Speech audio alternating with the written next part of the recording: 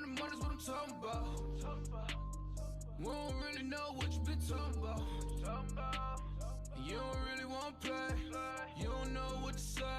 It's money's what I'm talking about. We don't really know what you always been talking about. And I don't want to be the one who always really talk about. And you don't really want to play. You don't know what to say. It's money's what I'm talking about. Money, make you shut your mouth. Don't never ever talk about it if you never had the clout. You don't know what to say, stay up out of my way. Money, make you shut them off. Keep playing with this goonies, boy, gonna have to make the call. Stay in bounds on your pivot, boy, if you gon' ball. A lot of niggas be fake, and you really can't right. play. It's an ugly ending to a 4-game winning streak. Washington football team falls to the Dallas Cowboys 27-20. Washington falls to 9-7. 6-7. The Cowboys go to 9-4 with a 3-game lead in the NFC East now. All is not over.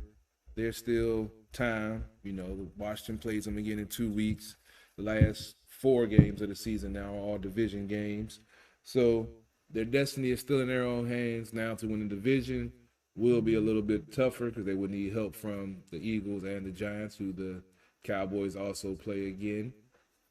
But this was a ugly game on a game planning standpoint from Scott Turner. I put most of the responsibility for this game on him. The last 4 weeks on your 4-game winning streak, you're leading the league in time of possession. Your running back has the most carries in the league. He moved up to the number 1 rusher in the NFC, number 5 in the league, behind running the ball. And you want to come out throwing the ball. I had flashes of Jay Gruden during this game. And then to compound it, I tweeted this out during the game. Dallas has two of their top pass rushers returning. For one, they're not in football shape. For two, by throwing the ball, you're playing right into their hands because they want to rush the pass. 3, we want our 4th backup center. Our offensive line is beat up. How did they be so effective the last few weeks? By running the ball. We ran the ball more than we threw the ball. We didn't put the game solely in Heineke's hands. He had help. Off the break, you throwing the ball. Last week you started the drive. Gibson, first play of the game, was a 24-yard run. This game, granted, Dallas was running a 5-man line. Yes. They weren't getting much. Yes. But in the 4-game winning streak, even now, Gibson, as I went over stats in the pregame, he's averaging 3.8 yards, but he's still leading the NFC with 800 yards rushing before this game. It isn't about getting the 5-6 yards all the time. It's about wearing down the defense, the time of possession. We saw that in the 4-game winning streak against all 4 teams. And the teams that they beat had a better rush defense than Dallas does, statistically wise. Granted, Dallas came out, they were ready to play this game. It sucks that McCarthy called this and said that Dallas would win this game. A lot of us have to, suck that up because that was prime bulletin board material for this team to use to, take them to the next level. And to be down, 27-8 at home in the 4th quarter and have to try to make a miraculous comeback, So I say I got to take my hat off to Dallas. They came out prepared. They had a good game plan. Dak has a winning record, 7-1, 8-1 against us now. So, he's been playing some good ball. They were talking about during the broadcast about him, against the blitz, he makes solid decisions. So teams tend to not blitz him as much and beat him with zone coverage and mixing up coverages. We saw that happen. He got burnt a couple of times on blitzes when we called him. Also with some miscommunication. And I do want to point out a key that Greg Olsen spoke about at the beginning of the game with the defensive end situation with Casey Toohill and Smith. I keep on forgetting his he's hyphenated. The rookie, with both of them being on the COVID list. Then you have the backups to the backups coming in. And on those 2 plays that were effective for Dak when he kept the ball on the zone read, the DN crashed down instead of staying home and keeping the edge and keeping the end and keeping contained because of the inexperience. So that also played a key into it. So it was a total team loss, but I got to put most of it on the coaching staff. And I hate to say this, I'm going to take some of the blame for this because in the pregame, I said I wasn't going to mention it, and I talked about Antonio Gibson not fumbling on his 4-game winning streak, and he puts the ball on the ground in the most crucial time of the game when they had some momentum. They were, just scored, just got the 2-point conversion, and they got a 3 and out, got the ball back, and if they could have held onto the ball, got down there, got a field goal or a touchdown, changes the whole complexion of the game. Unfortunately, he fumbles, Dallas scores, makes it a little bit more of even though it was a field goal, the defense stood up and held them to a field goal, but it made it more of an uphill battle and, took the little bit of momentum that the team had. In the defense, a lot of folks want to, get upset. Only thing I'm upset about them is the missed opportunities with the turnovers. There were a couple of balls that Dak threw up that hit our defenders right in the hands that they should have had. Kendall Fuller, Jackson. But I got to give a shout out to my man Cole Holcomb. We shouted him out last week with the pass coverage we saw and the week before against Carolina. And now the man gets a pick 6 to swing the momentum back to Washington's favor to almost make a, comeback win.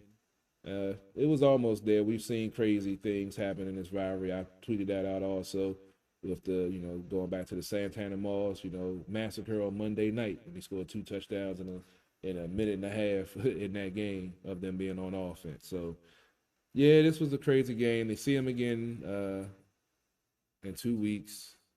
Things got heated, pushing. Somebody got ejected, punch thrown on a play that was a clean play, but, he felt like he had to stick up for his quarterback.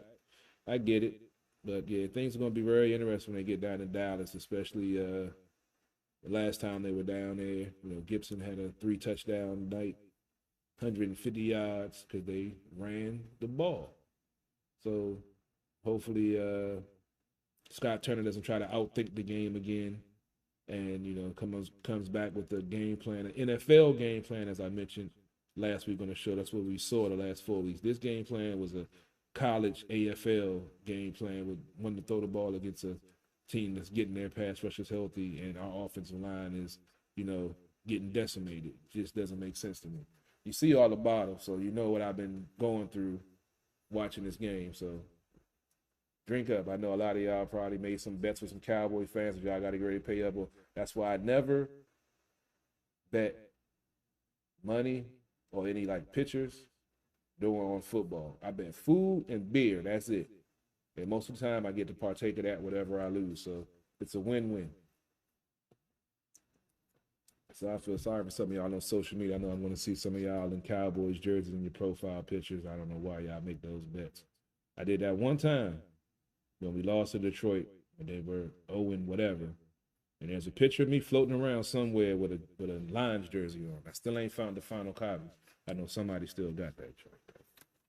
But let's get into the stats of this game so I can get ready to get out of here and prep for At the Bar Radio. We have another great show. Have a guest, a fashion consultant or fashion apparel new person we bring on the show. We always like to branch out and reach new people and bring on entrepreneurs to, promote, because we like folks to promote us also. So tune in. Another great show. And as I always tune in Monday night for further in-depth coverage of this game, along with Capitals Talk starting at 9 o'clock. Football is around 9:30, 9:35, sometimes push it to 9:45. And then the NBA Roundtable after that to finish up the show. And, you can always check it all out on sportsothp.com. All our content, podcast partners, bios, everything. Go check it out.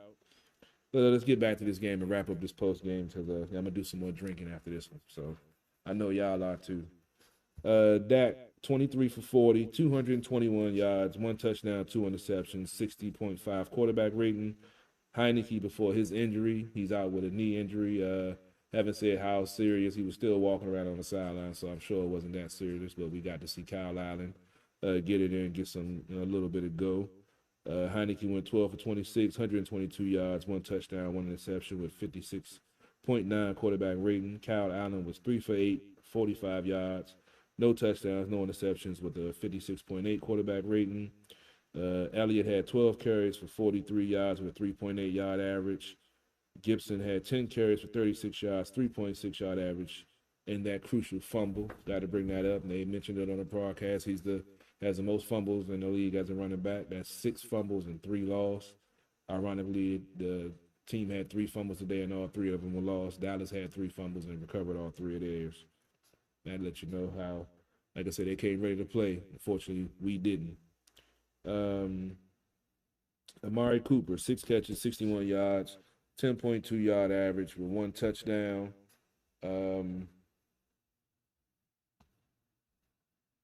Excuse me, I had to check something real quick. All right, Cam Sims, who came in big time after Terry went out, concussion protocol. You saw he landed kind of hard going up for that catch. He had been shut out.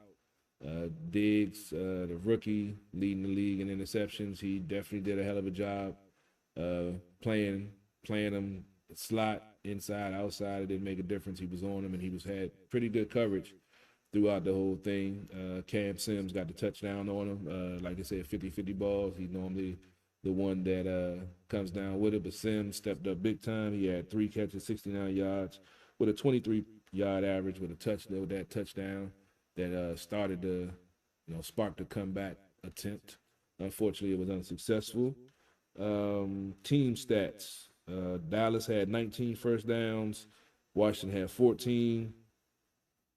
Dallas was 7 for 19 on third down conversions. Washington was 3 for 14.